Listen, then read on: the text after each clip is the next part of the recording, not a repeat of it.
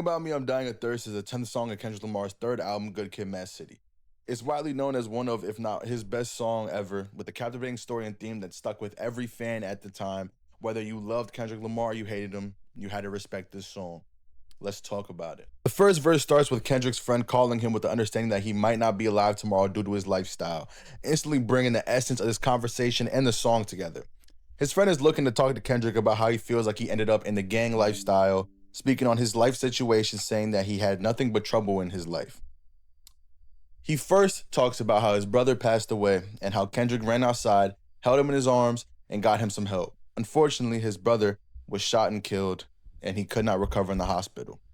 That led to the speaker going through a lot of mental problems and eventually being obsessed with revenge and trying to get back at the person who did that to his brother, stating that he had a demon glued to his back, egging him on to kill whoever did what he did, whoever did it to him. Then, now that he's out of that mindset, he states to Kendrick that the gang lifestyle just isn't worth it, and how he also wishes that he had a passion like Kendrick Lamar does, saying, "It's a trip how we trip over colors. I hope I discover a passion like you and recover the life that I knew as a youngin'." So basically, he regrets what he's done in his life. He regrets the choices that he's made due to the environmental factors, saying that he wishes he found what Kendrick found, basically. And unfortunately, this verse ends with a very sad realization and reality that we hear in a lot of this song. He says the line, "And if I die before your album drop, I hope," followed by gunshots. Before this line, he was speaking about how he loves Kendrick because Kendrick was such a brother and like close friend to him and his brother, and how he hopes Kendrick will forever talk about the life that they had, or like basically sing their story. As the title implies, it's all about talking about what happened in that life and how they were able to grow from it and what happens when you're raised in that lifestyle. And unfortunately, he did not live long enough to be able to tell his story with Kendrick, as he was shot and killed. The whole vibe is basically him regretting but understanding the life that he has. He regrets the choices he made, but he understands why he made them and how he ended up in those situations. He saw his brother get killed, and it led to him making a lot of choices and decisions out of anger, spite, revenge, a whole lot of different environmental factors on his mind. And he said, "I'm gonna do this." And now he is reaping the reward, or more so, unfortunately, in this like disgusting cycle. And unfortunately, he is passed. In the following verse, he is rapping from the perspective of Keisha's sister. If you don't know who Keisha is, she is a person that Kendrick speaks about on his second album, Section 80. She's a prostitute who unfortunately passes away due to drug abuse, sexual abuse, and things like that, and everything that's basically encapsulated within the prostitution like institution and like ring in general, that's disgusting and deplorable, and all these other things that you can probably learn about on your own.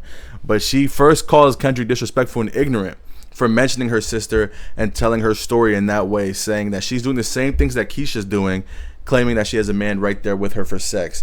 So what we're learning here is that they were either raised incorrectly, or she followed her sister's footsteps due to the fact that they're not able to afford many things. They're in a bad life situation, and it's just a continued cycle of, oh, how are we going to be able to survive and live? Some of the negatives of capitalism, as we're seeing it here. She also speaks on how she's like she does drugs, and she also takes payment with drugs in this line right here, as she says, "Matter of fact, he my favorite cause he tips me with ease," basically saying she does ecstasy, or like some of her clients give her drugs as a way to pay them off for sexual favors and things like that. And it's just a very, very my first time listening to this, I was like 13 or 14 years old. It was a difficult listen for me because I wasn't really as aware as I am now when it comes to like prostitution or like sexual like exploitation and things like that. So like hearing somebody talk so candidly about, not even candidly, just be like so raw and open about like sexual favors and doing drugs and being raised the way that she was raised. And this line that it says right here where it says, "You need her to learn something, then you probably need to beat her. That's what I was taught." So she is like basically saying people in her family, people in her circle were telling her as a child that like, you're a woman, know your place, you can't do this, you can't do that, and you need her to learn something. She wants to learn, hit her. That's how she's gonna learn. Like, this is the type of life that they were introduced to, implying that their parents were like not good people, or just like their family in general, and they weren't raised correctly.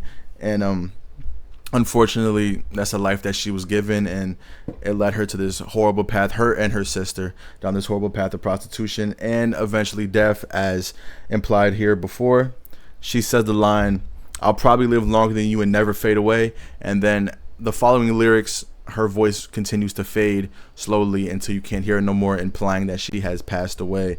And the whole verse is showing how some people can get into this life and not realize the wrongs while they're in it, because they were taught that this is okay and they were taught that this is good.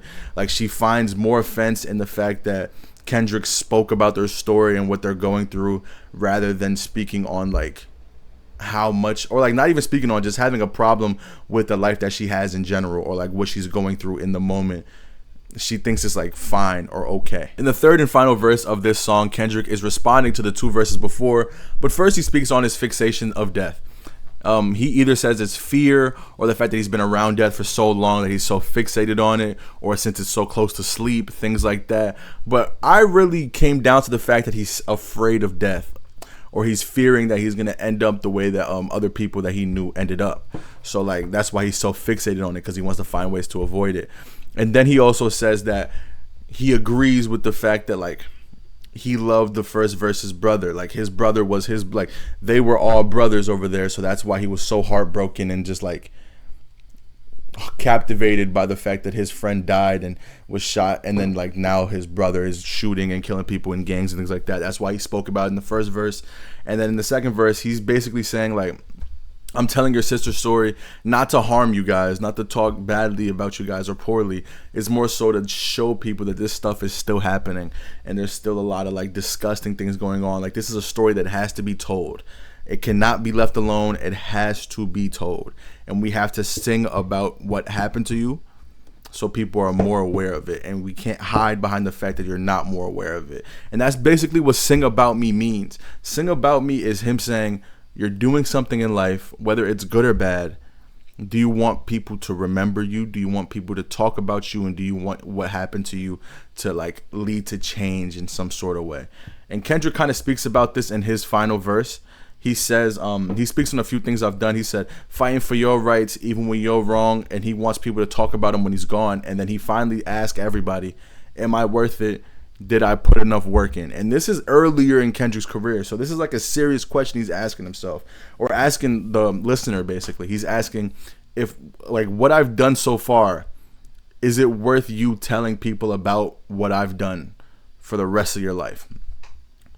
Because like that's his goal. That's what he's really worried about death for. That's why he's scared of dying.